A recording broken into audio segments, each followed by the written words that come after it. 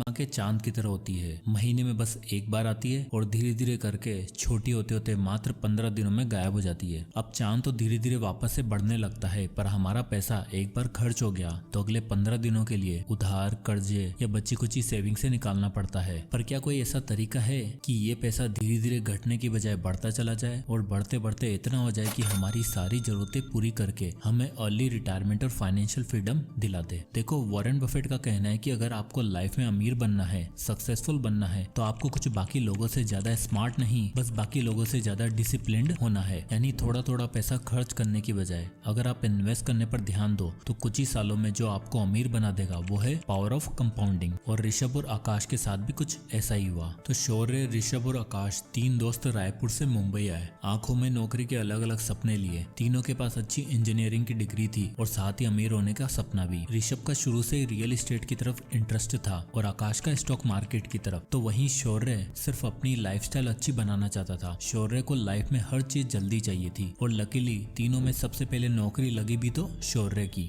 महीने की 30,000 तनख्वाह पे मुंबई में शौर्य ने सारे सपने पूरे करने का डिसीजन बना लिया। मुंबई का पार्टी कल्चर, लिविंग एक्सपेंसेस, खाना पीना और अलग अलग डेस्टिनेशन शौर्य को भी भाग गए और वो हर महीने ये सारी चीजें जरूर एक्सप्लोर करता। 23 साल का शौर्य अब ज्यादा समझदार और इंडिपेंडेंट हो चुका था। उसे फैमिली तो चलानी नहीं थी, बस अपना करियर बनाना था। इसलिए उसने ऋषभ और आकाश से अलग रहने का डिसीजन लिया, जहाँ उसके बाकी ऑफिस कलीग भी रहते थे। आए तो तीनों साथ थे, पर शौर्य अब अपने ऑफिस के पास वाली सोसाइटी में एक अपार्टमेंट में रहने लग गया था, जहाँ का रेंट था 10 से 12 हजार रुपए और ये जगह उसके ऑफिस से नजदीक भी थी। वहीं आकाश और ऋषभ ओल्ड पनवेल में रहते थे, जहाँ रेंट और प्रॉपर्टीज काफी सस्ते और अपॉर्चुनिटी ज्यादा। अब ऋषभ को शुरू से रियल एस्टेट में इंटरेस्ट था और जब वो पनवेल शिफ्ट हुआ तो शुरू के 3-4 महीने उसके पास नौकरी नहीं थी। वो अपने पिताजी से पैसे मंगवाकर अपना खर्चा चलाता। अब ऋषभ सिर्फ नौकरी नहीं ढूंढ रहा था, वो पनवेल में और नवी मुंबई में रियल एस्टेट प्रॉपर्टी पर स्टडी कर रहा था। 2009 में 23 साल का ऋषभ 10 रुपए की चाय और वड़ा पाव पर गुजारा करके इतनी इन्फॉर्मेशन हासिल कर चुका था कि बस उसे एक बड़ी न्यूज और एक बड़े अमाउंट की जरूरत थी।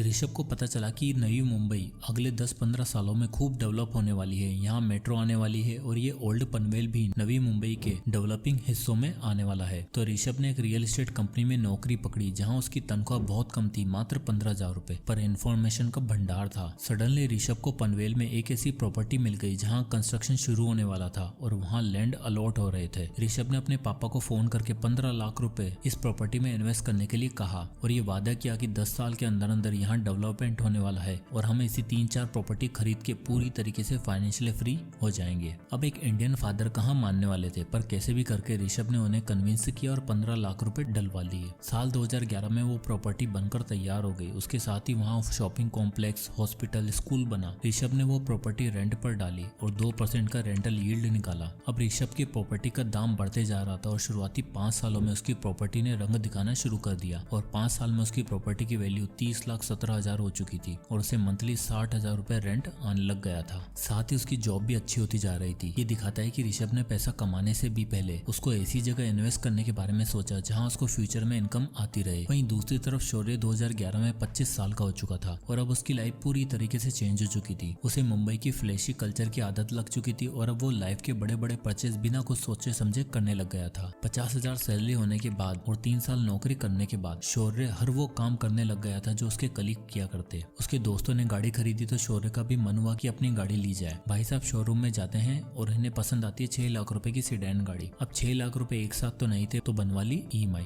और अब आप यहाँ देख ही सकते हो कि रेंट के साथ साथ शौर्य का 12,000 रुपए का एक और फिक्स्ड खर्चा हो गया है। 50,000 की सैलरी में शौर्य 12,000 रेंट पे करता था और 12,000 गाड़ी की EMI, यानी 24 से 25,000 का खर्चा फिक्स्ड। अब गाड़ी आ गई थी, महंगी बातचीत हो गई थी, तो अब तो जीवन में किसी हमसफर का आना बनता था। और लाइफ पार्टनर आते ही शौर्य ने अपने आप को ऐसे प्रेजेंट किया जैसे उसके पास बहुत पैसा है और वो खूब पार्टी और मजे करता है। शौर्य की पार्टनर ने भी अपने मन में शौर्य के लिए वही इमेज बना ली और अब शौर्य के पास 25,000 एक्स्ट्रा बचते भी थे, अब वो भी नहीं बच रहे थे। धीरे धीरे टाइम बीता। शौर्य अच्छी जॉब की तलाश में स्विच करता रहा। उसने अपनी फैमिली बनाई, शादी करी, पर इस बीच में वो जब भी अपने दोस्तों के बारे में सोचता तब उसे यही लगता कि यार मैं कहां से कहां आ गया हूं और वो लोग अभी वहीं के वहीं पड़े हुए होंगे। फाइनली 11 साल काम करने के बाद जब शौर्य 36 साल का हो चुका था तब उसे ऐसी जॉब मिल गई थी जहां उसे 1 लाख रुपए पर मंथ मिल रहा था और अब शौर्य को लगा कि टाइम आ गया है खुद का घर लेने का। शौर्य और उसकी वाइफ अब मुंबई में एक अच्छा घर की छानबीन में लग गए थे और फाइनली पनवेल में एक प्रॉपर्टी पसंद आती है, 3 BHK अपार्टमेंट अपार्टमेंट, और वो भी फुली फर्निश्ड, जो उन्हें 90 लाख रुपए मिल रहा था। अब 1 लाख की सैलरी वाला आदमी, चलो दोनों मियाँ बीवी की कंबाइंड इनकम 2 लाख भी मान लो, तो 90 लाख तो एक साथ अफोर्ड कर नहीं सकते थे। इसलिए उन्होंने 20 लाख की सेविंग से डाउन पेमेंट करी और बचे 70 लाख की EMI बनवा ली। अब आप यहाँ देख ही सकते हो कि लगभग 58,000 पर मंथ की EMI पे उन्होंने फाइनली अपना ड्रीम हाउस ले ही लिया। सारा पेपर वर्क और लोन प्रोसीजर कंप्लीट होने के बाद जब प्रॉपर्टी ओनर का खुलासा हुआ तो शौर्य के होश ही उड़ गए। असल में जिस नवी मुंबई में शौर्य ने प्रॉपर्टी खरीदी थी वो ऋषभ की ही प्रॉपर्टी थी, एग्जैक्टली वही प्रॉपर्टी जो उसने 2011 में 15 लाख रुपए की खरीदी थी। और अब आप यहाँ देख ही सकते हो कि 11 साल बाद यानी 2022 में जब वो अपनी प्रॉपर्टी बेचने गया तब उसकी वैल्यू 69,78,000 रुपए हो चुकी थी और उसने शौर्य को वही फ्लैट 90 लाख रुपए में बेचा। दरअसल ये परिवर्तन इसलिए हो पाया क्योंकि 2011 में दिखने वाला पनवेल अब 2022 में कुछ ऐसा दिखता था जहाँ सब कुछ पूरी तरीके से डेवलप्ड हो चुका था। ऋषभ ने जो स्पेकुलेट करके प्रॉपर्टी का दाव खेला था वो बिल्कुल सही बैठा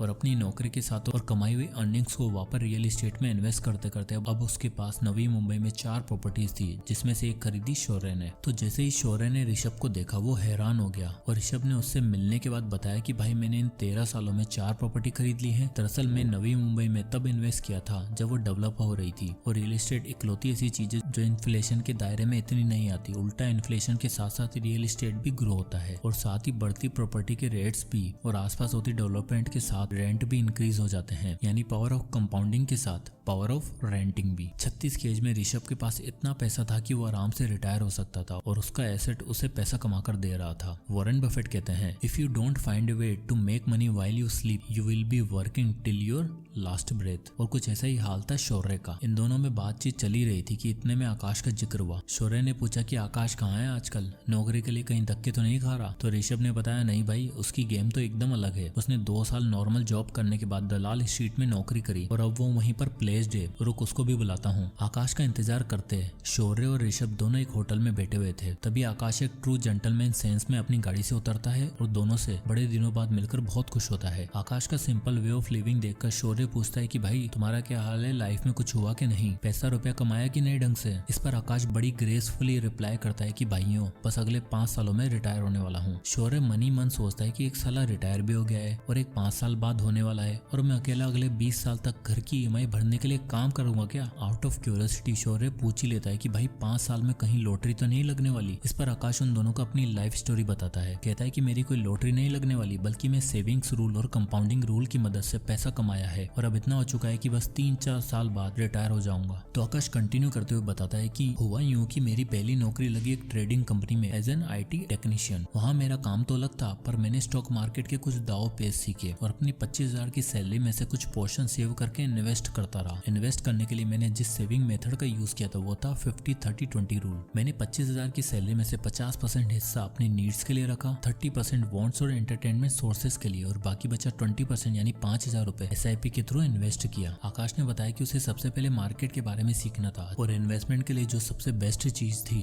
वो था इंडेक्स फंड। इसलिए उसने 5,000 रुपए इंडेक्स फंड में SIP करने का फैसला लिया। इंडिया में निफ्टी 50 इंडेक्स फंड सालाना 10 से 12% का रिटर्न देता है और स्टॉक इस बीच में कैसे परफॉर्म करते हैं आकाश ने अच्छे से सीख लिया था। 5 साल इन्वेस्ट करने के बाद और स्टॉक मार्केट के बारे में सीखने के बाद आकाश को समझ आ चुका था कि अब अगर पैसा कमाना है और अर्ली रिटायरमेंट चाहिए तो अपना बिजनेस बिल्ड करने के साथ साथ इन्वेस्टिंग शुरू करनी होगी। आकाश अब अपनी जॉब के साथ साथ फ्रीलांस फाइनेंशियल असिस्टेंट भी दिया करता था। 28 की उम्र में जहां लोगों को समझ नहीं आता कि UPSC की पढ़ाई करें या नौकरी करें, वहीं आकाश 3 काम करके पैसा कमा रहा था और महीने का 1 से सवा लाख रुपए अर्न कर रहा था। इसके बाद आकाश ने बताया कि सबसे पहले मैंने जो 5 साल SIP से पैसे बनाए थे उसको मैंने विड्रॉ किया। उसने बताया कि 5 सालों में उसने निफ्टी 50 इंडेक्स फंड जो उन्हें एवरेज सालाना 10 से 12% का रिटर्न दे रहा था, वहां से उसके 5,000 रुपए 10% के स्टेप अप से 5 सालों में 4,92,000 रुपए बन चुके थे। इन 4,92,000 में से उसने 8,000 एक्स्ट्रा ऐड किए और सबसे पहले 5 लाख रुपए की लमसम इन्वेस्टमेंट करी स्टॉक्स में। इस स्टॉक पोर्टफोलियो में उसे 17% का एवरेज रिटर्न मिल रहा था और आप 10 साल बाद देख ही सकते हो उसके पास कितना पैसा हो चुका होगा, 24 लाख रुपए। पर आकाश जानता था कि अर्ली रिटायरमेंट के लिए सिर्फ इतना काफी नहीं था, इसलिए उसने निफ्टी 50 इंडेक्स फंड में फिर से एसआईपी करने का फैसला किया, पर इस बार 5000 की नहीं बल्कि एक तगड़े अमाउंट की। आकाश चाहता था कि वो मात्र 10 से 12 साल में 1 से 1.5 करोड़ के अमाउंट को सिक्योर करने के बाद रिटायर हो जाएगा, जिसके लिए उसने डिसाइड किया कि हर महीने वो 1,20,000 की इनकम में से 30,000 पर मंथ इन्वेस्ट करेगा और 732 रूल कंपाउंडिंग का यूज करेगा। तो ये 732 रूल ऑफ कंपाउंडिंग कहता है कि अगर आप एक सर्टेन अमाउंट हर साल 10% से इंक्रीज करते हो तो पहले 7 साल में आपके पास 50 लाख रुपए होंगे, फिर अगले 50 लाख मात्र 3 सालों में बन जाएंगे और अगले 50 लाख के लिए सिर्फ 2 साल का और इंतजार करना होगा। आकाश ने वो सर्टेन अमाउंट डिसाइड किया 30,000 रुपए और कैलकुलेशन करी जो कुछ इस तरह आई, यानी आकाश की कैलकुलेशन बिल्कुल सही बैठ रही थी। आप देख ही सकते हो कि 7 साल में 50 लाख, फिर 10वें साल में 1 करोड़ और 12वें साल में 1.5 करोड़। प्लस में जब तक वो रिटायर होता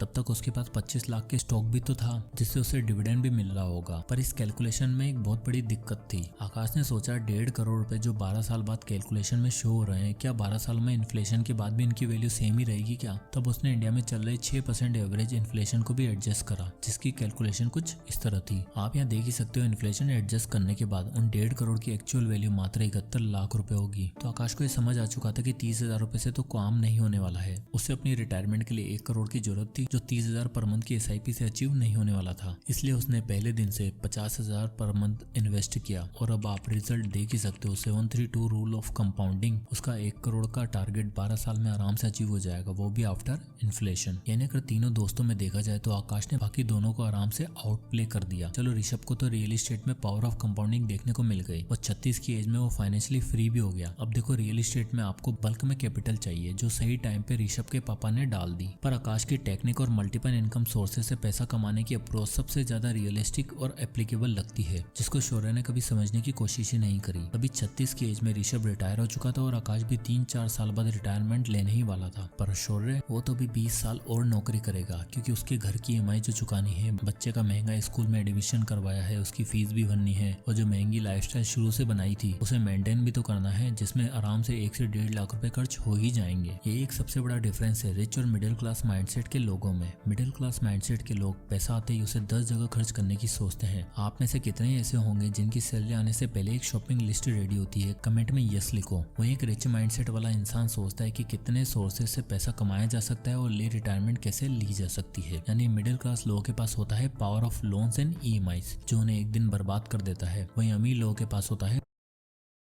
इक्वेंटिस। यहाँ आपको शेयर मार्केट